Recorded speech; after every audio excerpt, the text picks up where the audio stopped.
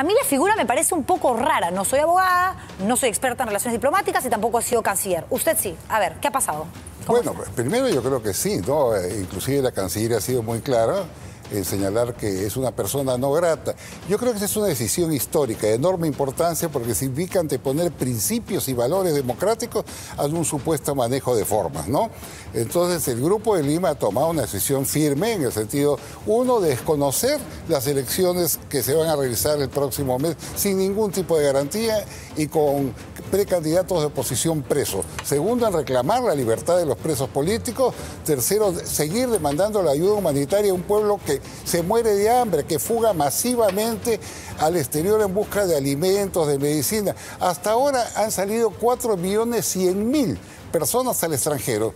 Yo leía nomás ayer en Roraima, que es una población de Brasil de escasamente 300.000 personas. Han llegado 40.000 venezolanos. Y los ministros brasileños han comprobado el estado lamentable, que se encuentran desnutridos, enfermos, etcétera, y ha decidido darle una ayuda humanitaria. De acuerdo. ¿No? En realidad la mayoría no va a opinar diferente a lo que usted acaba de mencionar. Nadie puede negar hoy en día que Nicolás Maduro es un dictador, nadie puede decir que el pueblo venezolano está muriéndose de hambre, nadie puede negar que están huyendo, no buscando una mejor condición de vida en el extranjero, huyendo de un país porque tienen efectivamente necesidades que pasan por darle de comer a sus familias. Pero usted había manifestado, la Cumbre de las Américas será la tumba política de Maduro. Sí, claro. ¿No habría sido mejor que viniera y que sintiera el rechazo no solamente de los venezolanos que viven en nuestro país, sino de toda una nación que rechaza lo que está sucediendo con nuestros hermanos venezolanos? Posible, pero esta precipitación, que es lo primero que le pasa en toda su historia de los 19 años de chavismo, significa que es su tumba política, porque ha quedado al desnudo la entraña autoritaria del gobierno de Maduro. Pero no solamente el Perú, que ha dado un ejemplo realmente a América Latina, sino que hoy día el gobierno chavista está en el leprosorio cívico en el mundo. Los 28 países europeos han prohibido el ingreso a su territorio de toda la dirigencia chavista. Y la Eurocámara ha pedido que esa medida se extienda también al propio Maduro.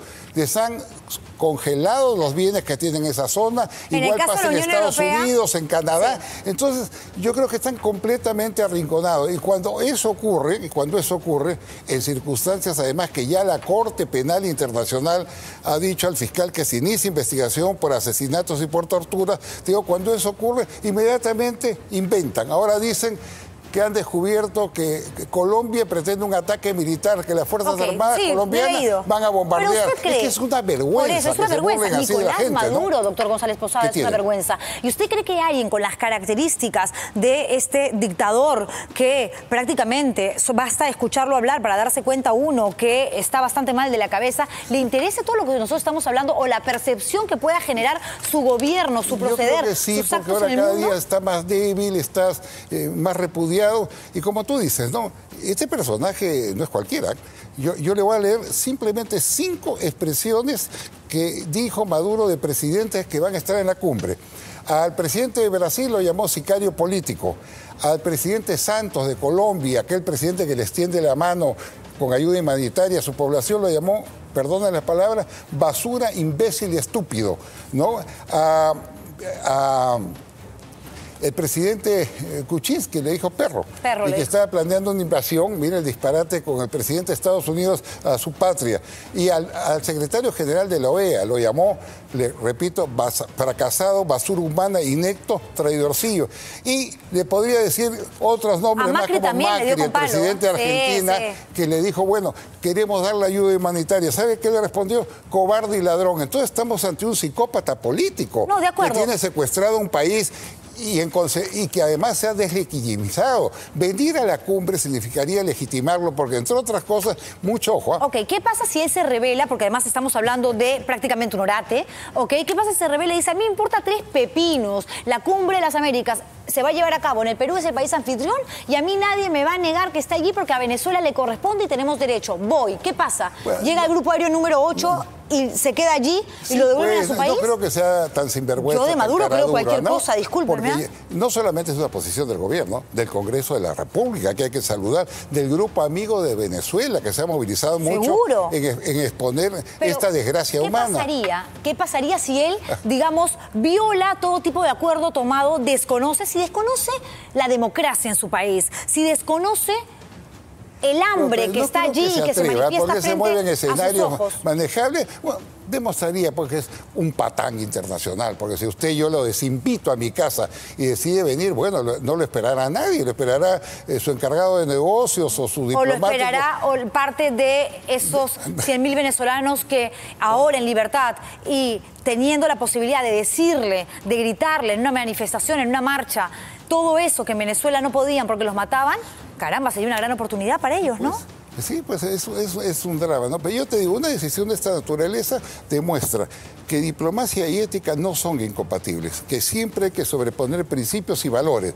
Eso es muy importante y es un acto histórico el que ha hecho la Cancillería. Y creo que los peruanos nos debemos sentir muy fortalecidos de una decisión de estas características. Ahora, faltan algunas otras decisiones, faltan algunas otras medidas, como por ejemplo, hacer lo que están haciendo los europeos, los americanos, los canadienses, la lista de personas que no pueden ingresar a nuestro territorio, como tampoco podrán ingresar a otras zonas de América Latina. Eso es importante lo que acaba de manifestar. Una cosa es declararte no grata y otra cosa es que no puedas ingresar a un territorio. En el caso de Nicolás Maduro, con la decisión que se ha tomado el día de hoy, con estos cancilleres y lo que ha manifestado el presidente de la República vía Twitter, queda claro que es una persona que no puede pisar territorio peruano. Por supuesto, así se ha dicho. Es como que a ti te llega una invitación.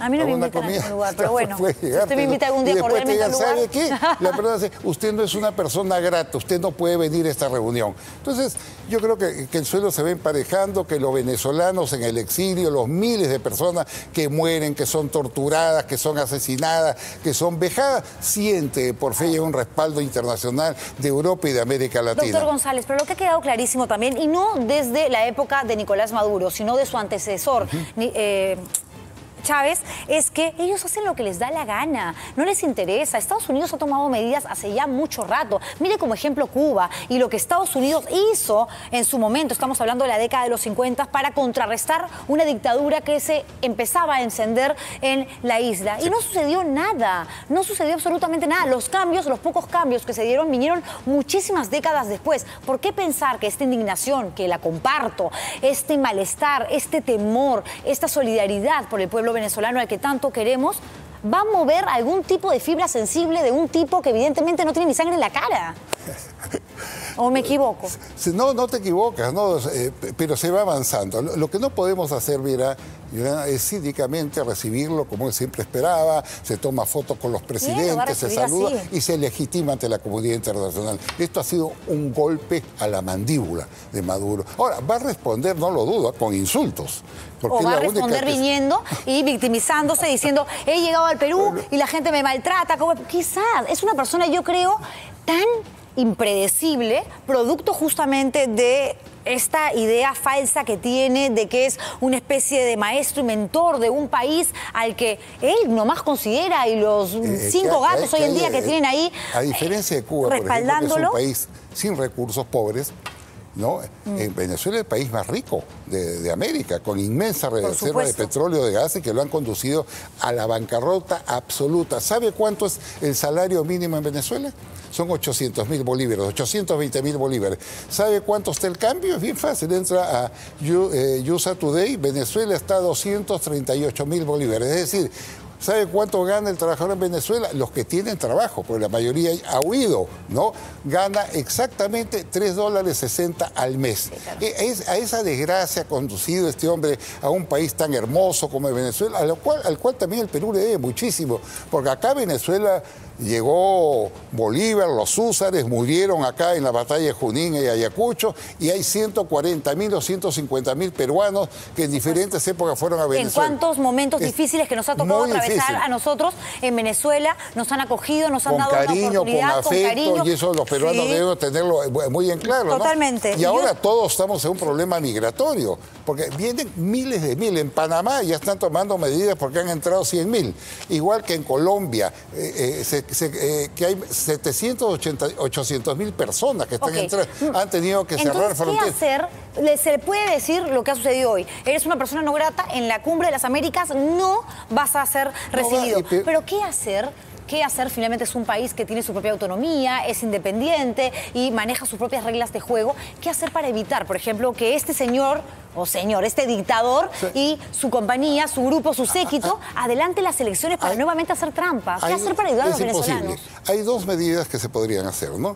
La primera medida la tiene Estados Unidos. Ellos viven de los 12.700 millones de dólares que compra Estados Unidos de petróleo. Comienza a reducirle la compra y comprarla en otros sectores, y eso tendría un gran impacto. Y yo creo, por ejemplo, que una misión latinoamericana tiene que tomar contacto con el gobierno chino, con el gobierno ruso, que son dos grandes potencias que tienen interés en América Latina, que los queremos y respetamos mucho, para decirle, oiga, en ustedes se está escudando Maduro para continuar Canadá le ha dado la espalda, la Unión Europea le ha dado la espalda, Estados Unidos le ha dado la espalda. Si esos dos sectores, si China y Rusia, le quitan, digamos, el respaldo a Maduro, esto se cae, ¿Y por se qué cae no lo en hace? pedazos. ¿Por qué no lo hace? Yo creo que todos se está reaccionando, yo creo que harían bien esa misión, como le digo, que viaje, y que le diga, oye, ustedes, China y Rusia son dos países amigos nuestros, no pueden ustedes apoyar a un sátrapa que desprestigia al gobierno ruso y al gobierno chino. El tema es que ahora se vienen las elecciones, los opositores, los principales, están todos presos o han huido, ¿no? Y de ese país, porque si no, evidentemente los mataban, y ni siquiera les está dando la oportunidad a aquellos que ahora mismo están representando la nueva generación de la oposición, de que se puedan organizar para que representen esa voluntad por parte del electorado. No los dejan respirar, no los dejan comer. 350 presos políticos, los principales dirigentes, comenzando por Leopoldo López, ¿no? Sí. Hay muchachos que los tienen en la tumba. La tumba llama en un edificio del Servicio de Inteligencia que está varios pisos abajo, donde tiene 12 celdas cerradas sin ventana y donde día y noche sienten simplemente el ruido del aire acondicionado. Hay casos, la Corte Penal Internacional tiene casos probados de torturas, pero horrorosas, y el Alto Comisionado de las Naciones Unidas también lo tiene. La OEA no puede intervenir. Ahí voy. Yo concluyo. Yo creo que todo esto que está ocurriendo nos sirve o nos debe servir para rediseñar completamente los organismos internacionales. ¿Por qué la OEA no puede avanzar?